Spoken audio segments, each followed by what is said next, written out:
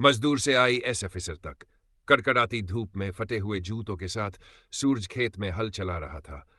उसके माथे से टपकता पसीना सूखी जमीन को गीला कर रहा था। उसके पिता रामू किसान दूर से अपने बेटे को देख रहे थे। उनकी आंखों में एक ही सपना था कि उनका बेटा इस कीचड़ और गरीबी से बाहर निकले।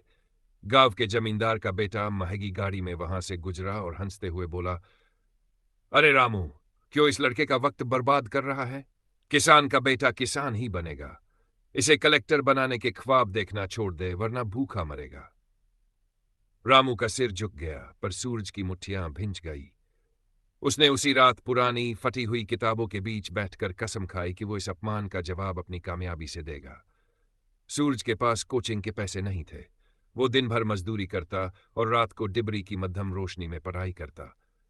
जब गांव के लोग सो जाते, तब सूरज इतिहास और भूगोल के पन्ने पलटता। कई रातें उसने सिर्फ पानी पीकर गुजारी, क्योंकि घर में अनाज खत्म हो चुका था। एक दिन रामू ने अपनी रही सही जमीन भी गिरवी रख दी ताकि सूरज शहर जाकर परीक्षा दे सके। रामू ने कहा, यह जमीन मेरी नहीं, तेरी उम्मीदों की है। हार मत मानना।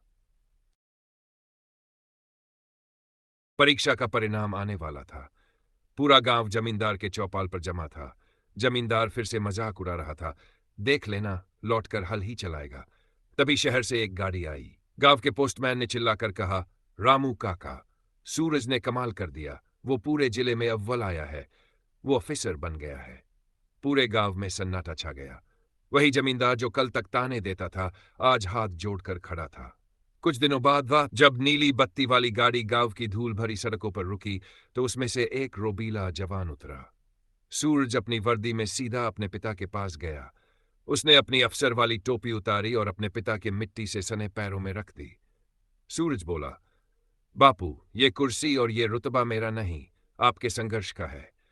आज एक किसान के बेटे ने साबित कर दिया कि किस्मत हाथों की लकीरों से नहीं, माथे के पसीने से लिखी जाती है। दोस्तों, सफलता ये नहीं देखती कि आप कहां से आए हैं, वो सिर्फ ये देखती है कि आप में कितनी आग है। अगर आपके सपने बड़े हैं, तो दुनिया की कोई भी गरीबी आपको रोक नहीं सकती। अगर आप भी अपने माता पिता का नाम रोशन करना चाहते हैं, कमेंट करें।